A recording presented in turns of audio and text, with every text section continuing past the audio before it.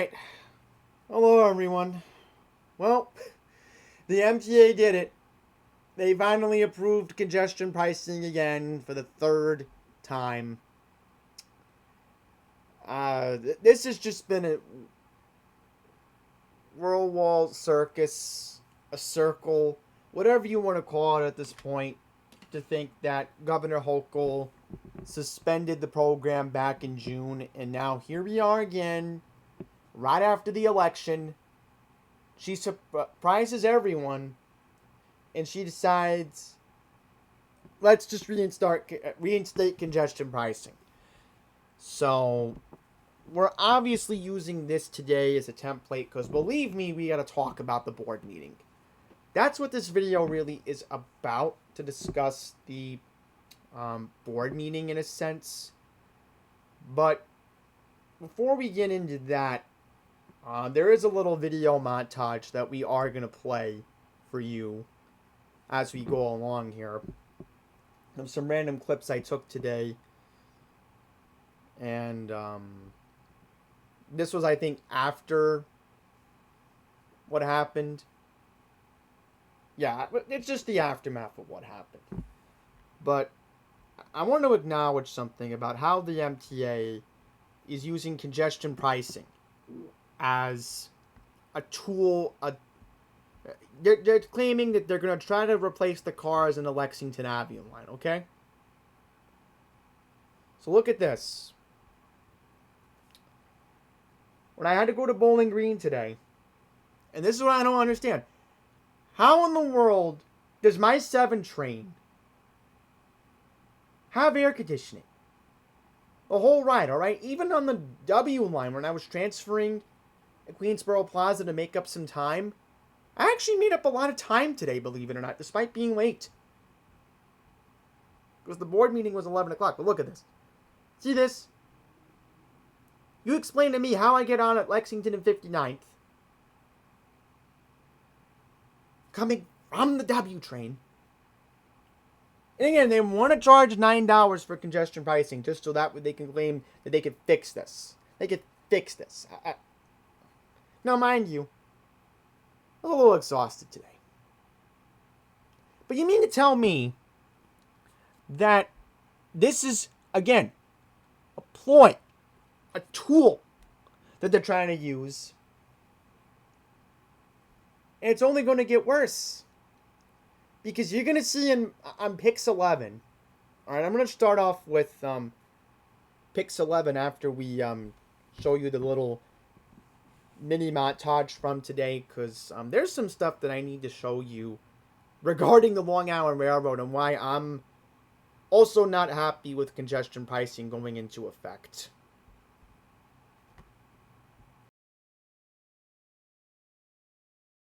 I'm going to charge congestion pricing. And yet, all day on the Port Washington branch, it's been 8-car train sets. I've been saying to these people, time and time again, you need to have a 10-car set, in most cases on these trains, because the ridership has basically gone back to its 2019 levels. So here we go again. Another nonsensical thing that we're dealing with here on this Port Washington branch. Watch, my train's probably going to get crowded, because this is the 250 that left Grand Central. Alright, I don't know how in the world the 7 train's fast today, but yeah. Here at Flushing Main Street, after speaking at the MTA board meeting, so yeah, just wanted to show you what we got to deal with. It's really not fair that we're being stuffed in like sardines. Yep, here comes my train. Here we go again, 8-car set, and it left Grand Central at 250. So, I'm going to have to board the front because I need to access the stairwell at Auburndale. Now that we do not have an elevator until the middle part of next year. Look how slow the sky pulls in. I gotta walk forward in this wide platform. Unbelievable. Oh, I got a seat. Could be worse, right? This morning, no seat on the westbound train, which was train 329, the one that I normally take. It was standing room only this morning. And there's 74% of passengers who, again, still prefer to go to Penn Station than Grand Central Madison. So it tells you how out of touch this railroad really is. So as you just hear, we're leaving Broadway. And, thought the conductors weren't going to come by. But it seems, whatever the case, when you get past, I think, Douglaston or Auburndale on the westbound trains, they don't check for tickets. So how come I don't pay $2.75 to go west from Auburndale to Flushing, but yet I just had to pay now?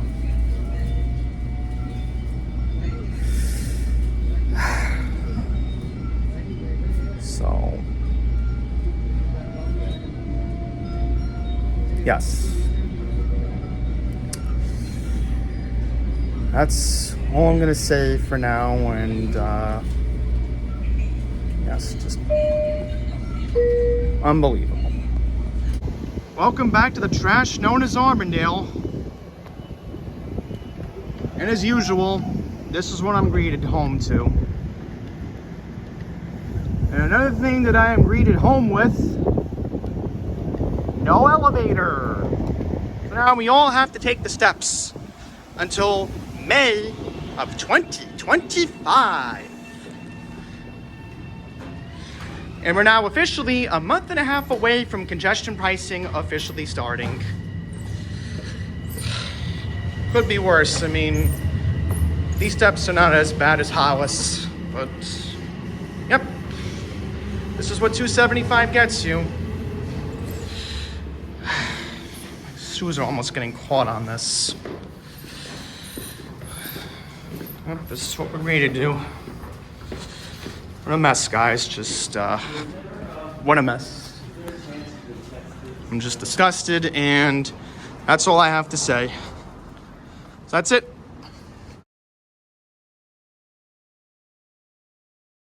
So there you have it. I mean, that's the little mini montage I was able to come up with for this video today. This was basically the aftermath. Despite only having one subway issue, I will say the 5 train I took uptown from Bowling Green and the 7 I caught at Grand Central was actually not that bad today. And I guess because you kind of can thank me for speaking up 4 years ago, and yeah, to the earlier extent, I was active in the early part of 2021 discussing funding for mass transit. So here we go. We're now, 3-4 years later after all that advocacy I did for mass transit, and things could get a lot worse. It's just unorthodox, unethical that, the chairman can make this big presentation today. I saw him, and he said it literally right to my face today. I was sitting there in that boardroom. Oh, you're making all these lies up, and you're saying this and that. Like, you can watch the video for yourself, because there's going to be a lot of other people that I need to react to in this video that I have really not had a chance to react to at all. So this is what basically this video has a purpose for. So before we get into proper reaction, proper context, proper, sharing of the screen, if you want to call it that, I want to mention that I did make CBS 2, and I did make Pix 11. And we're actually going to watch me on Pix 11 today. Now, you may be wondering, why the Pix 11 story specifically? Well, there's a broader context that we're going to start off with. Yeah, I have to start off with Lisa Daglian, but believe me, we're going to talk about her later on. We're going to talk about her later on in this video. Not now. Let's just talk about me. You'll see in a bit. So let's play that audio, shall we? Improved. The new lower fee is $9 for most passenger cars at peak time. There's an immediate crossing credit for Easy Pass users coming through the tunnels. The off-peak rate is lower. Planned increases are in 2028 and 2031. 9 times 5 is $45 for a whole week. So please reconsider this. New Yorkers are already one There of the you most go. taxed. There you go. I made picks. See that? That was the soundbite they used on picks. So we're going to play the whole comments at the very end of this video. Because again, there's a lot we're going to react to in this video. You get the idea. You know, they want to raise it to $12. Then they're going to raise it to $15. It is a joke. This is a joke, folks. And I'll say one more thing before we react to these speakers. Because a lot of them are pro-lobbying groups that are only supporting congestion pricing for their well-being. You think it's bad with the MTA? Look how mismanaged New Jersey Transit and SEPTA are.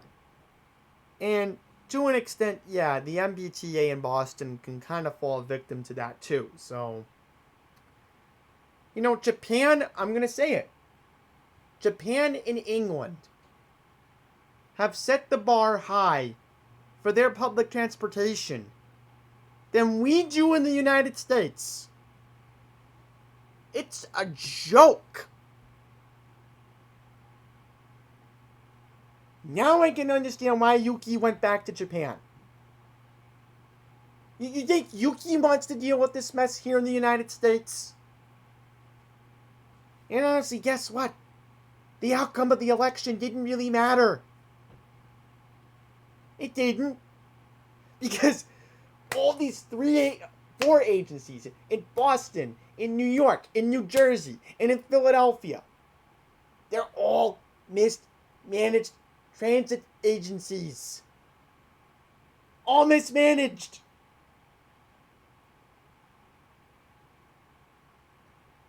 By the way, shout out to good old Yuki Endo. Because I have been seeing he's having a blast over there in Kobe. And now he's tempting me to fly over there because, yeah, it seems the people over there are a lot more happier than we got to deal with here in the good old United States. You know? And in jolly old England, you know, I've been wanting to go to England for a while. I want to see how their mass transit sets the bar higher than we do in the United States. So I guess we're going to start reacting to nonsense. Mr. Pollock, please follow the rules of decorum. We're on YouTube, Lucille.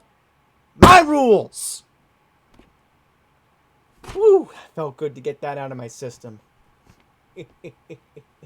Alright, so first up, we call out Betsy Plum from the Riders Alliance. The Riders Alliance, the group that is known for pro-lobbying for congestion pricing. Ever since Mr. New York has left me, signed the bill way back in 2019 to approve the plan. So this is still the brainchild of Andrew Cuomo. And Kathy Hochul could take all the credit she wants. This is how our government is such a circus in New York.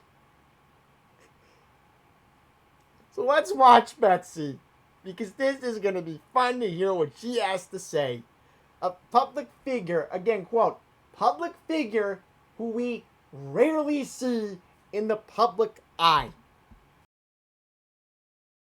Good morning, or afternoon. My name is Betsy Plum. I lead the Riders Alliance. We are New York's grassroots organization of bus and subway riders. Today I'm ready for change. I'm ready to see new elevators to make our transit system more accessible to more New Yorkers, long-due track improvements, signal modernization, new train cars, and a fleet of electric buses that will drive us into a better future. I am ready for a transit system that feels closer to 2030, which we aren't far away from, than 1930 on some days. A system worthy of the people that it serves and that power New York. But more than just infrastructure, I'm ready for something a little deeper. I'm ready for transit riders, the millions of people who rely on this system every single day, the vast, vast majority of commuters, to finally have our needs, wants, demands heard. It's time for a transit system that works for all of us and delivers the jobs, opportunities, and connections that make New York, New York. For all of these reasons and many more, I am here today standing proudly in support of congestion pricing. It's not just another funding stream. It is the only one that directly improves public transit while cleaning our air, making our streets safer, and cutting down on the congestion that keeps all of us stuck. And it will do more than just ease traffic and clean the air. It will create 100,000 jobs, many of them good union jobs that support New York families. It often feels that New York wants to scream at its own reflection, frustrated by the very problems we refuse to solve. Enough. After more than 5 decades of discussion, study, debate, after 5 years of targeted environmental studies and public comment, it is time to stop circling the issue and finally take the last step to implement congestion pricing. The program has proven successful in every other city where it has been implemented. We have the data, we have the tools, we have the voices of millions of transit riders who are tired of waiting. Congestion pricing is the path forward. The time is now. Let's finally get it done. So, notice something in her hand right there. You notice something, right? That is a script. That is the script, folks.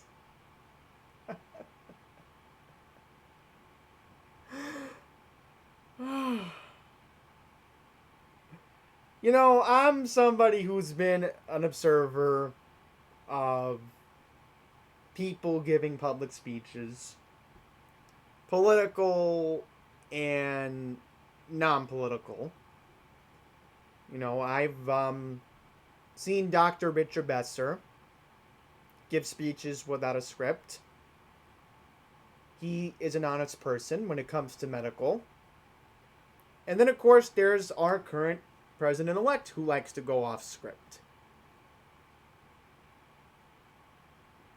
So, here is, again, a so-called, quote, public figure. This is supposed to be representing the public's best interest right here for the writing public.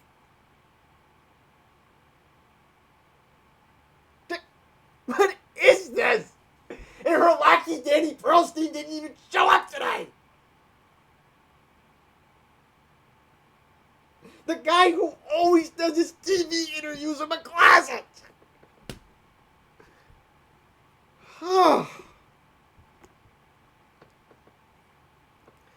So, you notice how she's making the usual typical talking points. We need congestion pricing. It's been decades in the making. We need it now. Environmental studies. You know, I lose so much interest when she's speaking. You know, the only reason why Danny Pearlstein is entertaining, and I'm going to be bluntly honest, you know, she sounds like one of those yes men. She's a yes man. You know, this is what Janel Lieber wants. He wants people bowing down to him. He kind of reminds me of Vince McMahon and John Laurinaitis in the WWE. This is the same thing.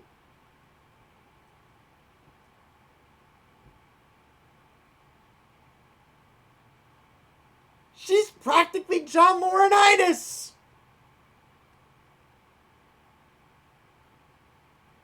And unfortunately, Janel Lieber represents Vince McMahon.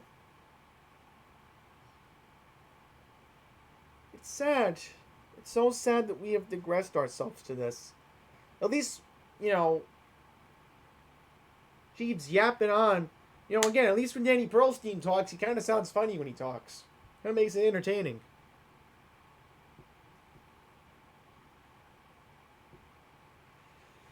Oh, boy. This woman gets me angry. Time and time again. Now, there have been harsh names that have been called to this woman. There's been one name that Christopher Leon Johnson has openly said, which I am not going to digress to his behavior, because many of you know I have a professional record working with women. You know my record with Vicky Palladino. You know my record with Nicole Maliatakis, who, by the way, thank you, Nicole, for being bipartisan 3 years ago to get the infrastructure bill done. I still thank her for that. Who else can I be professional about that I have granted? Oh, yeah, the governor of Arkansas. Governor Sanders, right? I helped her get elected.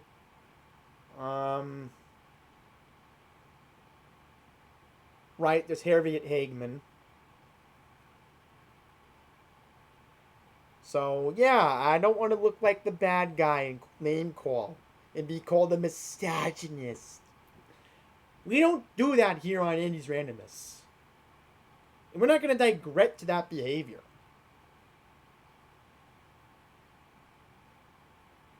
And oh, by the way, there's a good chance the chairwoman of the Queens GOP is watching this, who, by the way, is actually in the city council herself. And I finally got to meet her last year.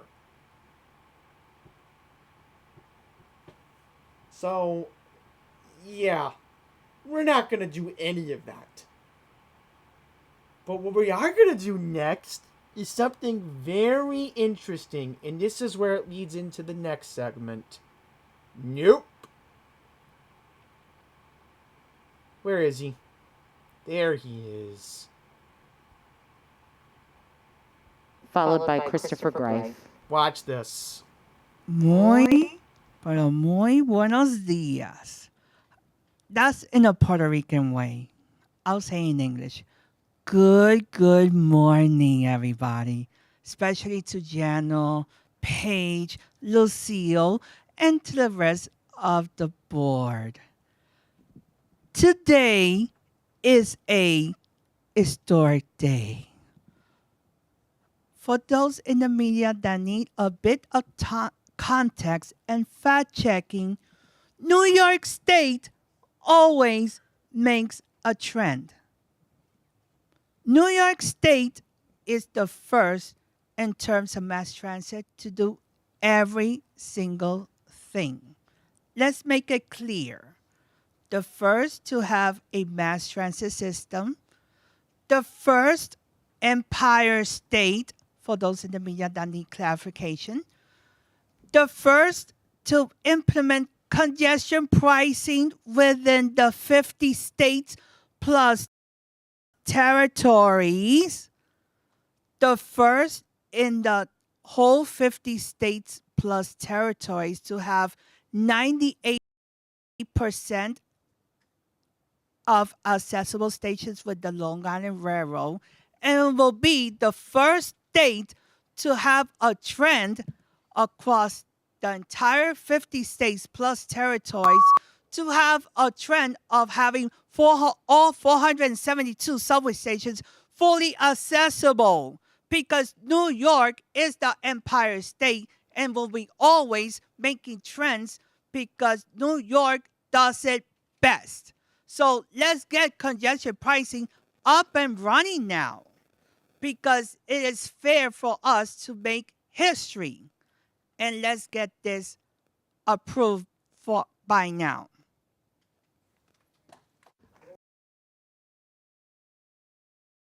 So there you have it. I mean, we're the first to basically rip our own people off for... Here's something that Jason and Betsy better fact check. Do you realize that it's bad enough even before COVID that Cuomo kept raising the state income tax, raising the state property tax? All right, Cuomo did that before he approved congestion pricing. It was just a small little scheme, working it up. The great mass purge of the population of New York State. This is what leads to it. You think the crime issue is one thing. You think the revolving door of bail reform is one thing. The taxes, our paychecks get taken away from us every single month.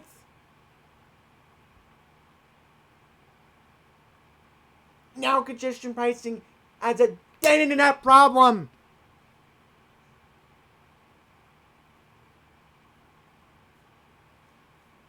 And you're going to hear my comments later on because we should be thinking about 2030 right now. 2030 is only 5 short years away. You know, the UN claims, oh, we have sustainable climate goals. What about trying to get New York to come back?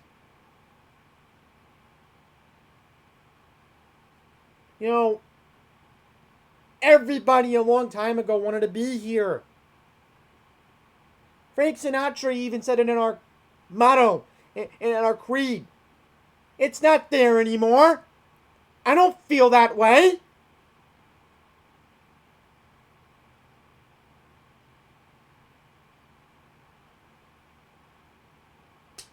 It's not up to us anymore. We've lost it after today.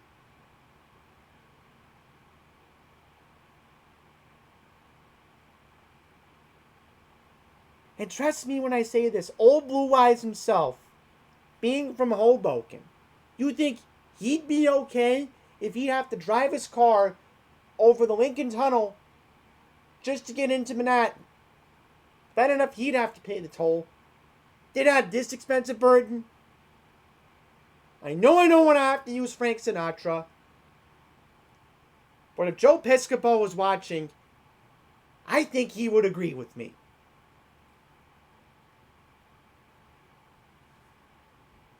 So, trust me, there's going to be a lot of people we're going to have to call out.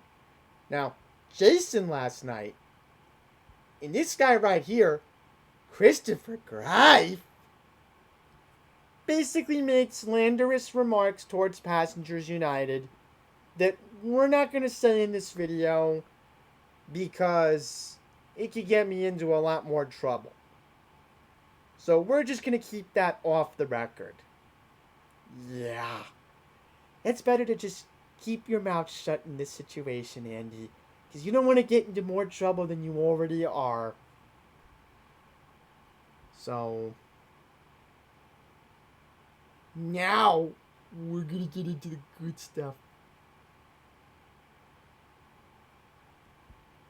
Hey, Lisa! I lied! You are corrupt! I'm not going to say it over the phone to you. And why do you think I had that Maryland area code? Yeah, it was an untraceable number. That 410 number is gone, Lisa. Anybody's asking me, do you have a 410 area code in your condo in Maryland? No, I don't even have a landline hooked up from Comcast. All I have is internet and cable in my condo. You think I'm going to pay for an additional landline in Maryland and have a 410 area code? No. So let's watch Lisa. This is going to get very interesting for the face of corruption herself.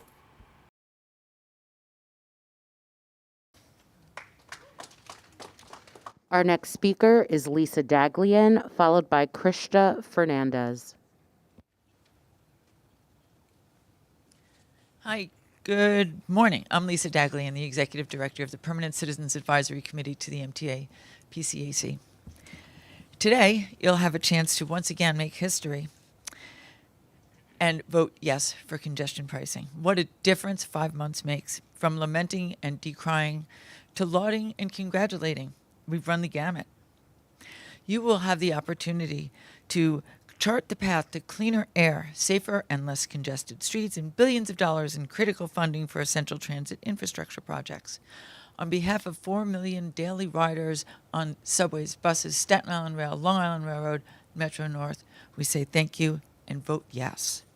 Say yes to filling the hole in the current capital plan and to $68 billion over the next 5 years for accessibility improvements, signal, track, and station upgrades, power and resiliency work, new rolling stock, and expansion projects like 2nd Avenue Subway and IBX. Yes to over 100,000 well-paying jobs. Yes to reducing the $20 billion congestion costs our region every year. Yes to faster response times for emergency vehicles and bus speeds, and to cleaner air and starting up the mitigation projects that shouldn't have even needed this program. Even drivers will benefit. We look forward to seeing the contracts for the critical work the Unpause unlocked, along with an update on what this will mean for the 2025 operating budget. So drivers got good discount news, and we think it's time riders do too. How about discounts on the railroads? We suggest fair fares on Long Island Railroad and Metro North within the city, using the OBTA to support transfers to transit from weekly, then monthly city tickets, an intercity combo ticket at one low price, and allowing seniors and disabled riders to use their discounts during the morning peak on the railroads. On January 5th, the Chicken Littles will find out that the sky is not falling. We're looking forward to that day, but we'll keep the cork in the champagne until the first car gets charged. My husband has volunteered to be that guy. Thank you so much. Thank you. It's an insult to injury that this woman had to do it while I was in that boardroom today. Isn't it a weird coincidence? It's a weird coincidence, isn't it? That I had to go through security. And guess what? She's one of the first people I see in that room. Guess who else is in that room today? Betsy. And Danny Pearlstein somehow was either hiding in his closet or hiding because he knows that he can hide because he's secretly celebrating. He is. It's obvious. It's so obvious what's going on here.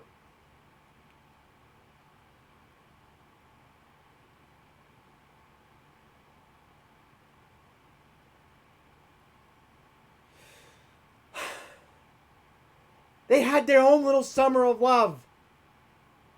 They were outside the governor's office in Midtown.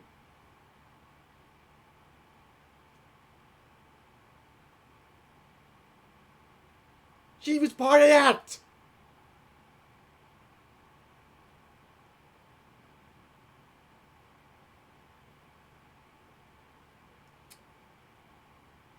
It's just crazy to think that her husband's going to voluntarily pay the $9. I mean, what are they going to do on January 5th? Are they going to have like a midnight party? Are they going to have like champagne popping? Are they literally going to say, we're basically throwing the wrecking ball. Time to let all the low-income New Yorkers get priced out of New York. This is how they disproportionately affect. I'm going to say it. And I'll probably get a lot of agreement. I hope I do. Low-income black and brown people. This is how they affect them. The MTA is really going to offer them a discount? How is that even going to work?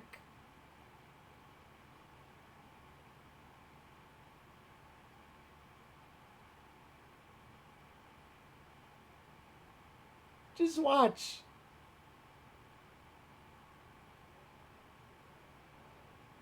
You know what is the most diverse southern state right now, and I've seen it firsthand?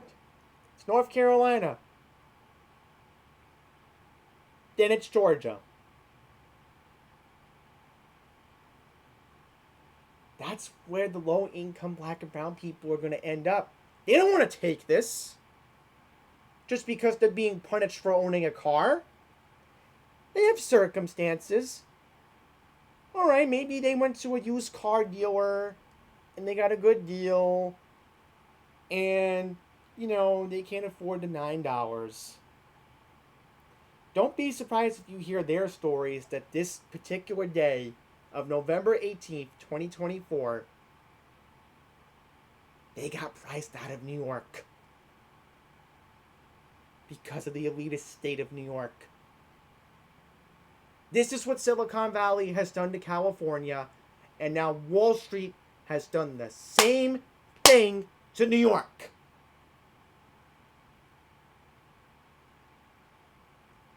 This is the example right here. So let's see if I can find anybody else as we go along here. As we get to my comments later on, you may have to.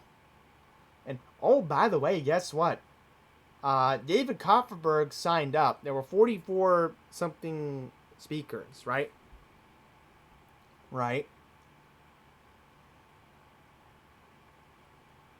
And so this is what the chairman was talking about today, right? They're claiming that congestion pricing is going to actually benefit us. I mean, really? Then you mean to tell me there's going to be less than 8 million people living in New York City in 5 years? Because I said it earlier, and, I'll play my comments from earlier today, but, this is the example. This is it right here. You have the planning of the real estate board, quote, congestion pricing is a proven tool that provides the opportunity to create a more efficient, equitable, and sustainable transportation network that will greatly improve mobility for all who live, work, or visit New York City. No, it won't. Because we know what's at stake. We know the Cross Bronx Expressway is going to see worse traffic. You don't think it will in the first week of the new year? It's a rude wake-up call. Look how bad that commute's going to be on January 6th. The first working Monday of the new year. First one. And guess what's going to happen? You're going to see the Cross Bronx heavily congested.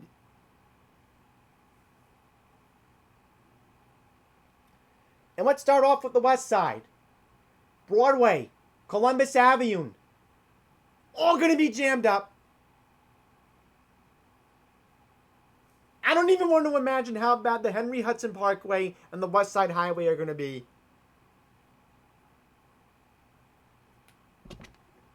I don't even want to imagine how bad the traffic's going to be above 60th Street. I really don't right now. And you think that's going to get bad? Oh, wait until you see how bad the traffic's going to get on Riverside Drive.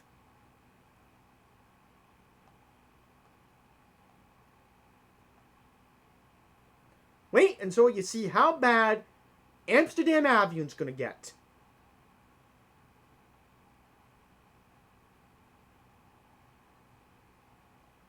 It's going to be a nightmare.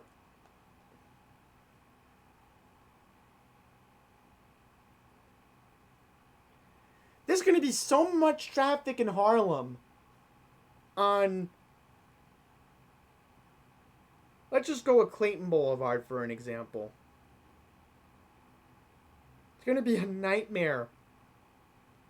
In Park Avenue and starting from the Harlem River Drive, oh, forget it. It's going to be a nightmare.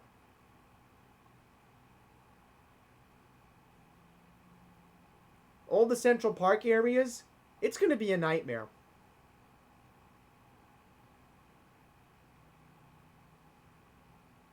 So, it's going to be a nightmare. I'm calling it. Park Avenue's going to be a mess above 60th Street.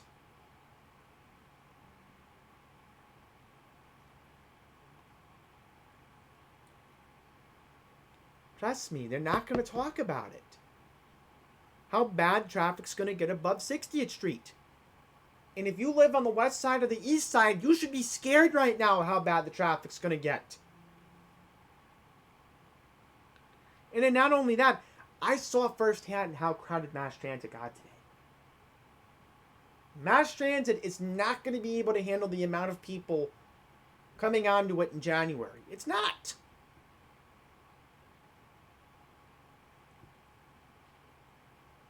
It won't. And then Jano Lieber doesn't understand. And I'll make one more point to wrap up this video, because I'm done talking. I am beyond mad that the fact that he does not understand that even going into the new year, does Jano understand that we have to deal with a nightmare on the LIE, dealing with all the road work that we've been dealing with for almost 3 years now, right around the Oceana Street, Springfield Boulevard area. And then not to mention the Grand Central Parkway nightmare, right by the Cross Island Parkway and Winchester Boulevard area. Do you ever see Jano Lieber in Northeast Queens? Do you ever see the Riders Alliance in Northeast Queens? No, you never see them come into our neighborhoods. We're Staten Island 2.0 for a reason, because we don't matter to them. But David Mack, I applaud you. And I'll say this. David Mack, I have a lot of respect for you. Alright? And I'm grateful that I work for Northwell Health. I'm grateful that we have one voice speaking out against it. And I know I'm going to get into a lot of trouble for saying this, but I guarantee you, 1199 SEIU, the union that represents my nurses at the hospital and in my nursing home, I bet they're secretly happy about this. But guess what? The teachers union, my mom's union, Michael Mulgrew. My mom was a union member for almost 30 plus years. Guess what? There's a lawsuit. Full Murphy's coming. There's lawsuits coming from Long Island. And by the way, maybe Donald Trump can do something. I don't know. I'm not Donald Trump. Maybe Congress can take action. There's actually Democrats and Republicans who actually agree with this one issue. Isn't that amazing? That you have the new Congresswoman-elect Laura Gillen, who is against congestion pricing. And I'm really glad she's speaking out against it. And Laura, I will mention to you right now, if you are watching this video, I now understand your viewpoint. And I'm pretty sure you have banged your head on your steering wheel driving in the Southern State Parkway. Because I've seen how bad the traffic gets during rush hour.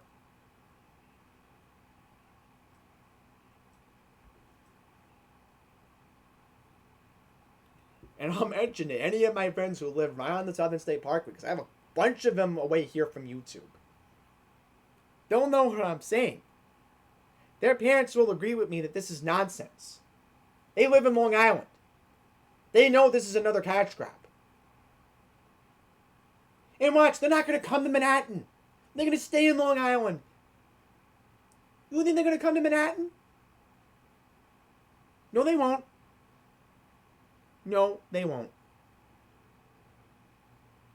Mike Lawler, I applaud you for speaking up in the Hudson Valley.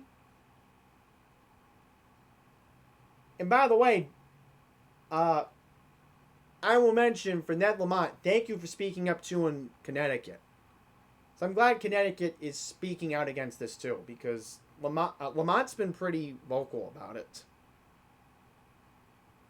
Because it's bad enough that you're charging people to get on a toll in Westchester if you're on the New England Thruway, right? But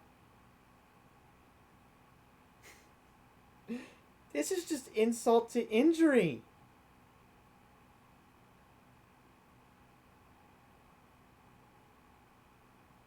So without further ado, we wrap up this video. I'm done. I am beyond disgusted. And we're going to wrap it up with my comments from today. So thank you all for watching. And trust me, I am going to have a lot more to say about SEPTA. Because I am going to talk about SEPTA coming up. Not today, but before the end of this calendar year, believe me, we are going to talk about SEPTA. So I have a lot to say about Philadelphia's problems too. So without further ado, this 45-minute video will wrap up. Let's watch my comments from today.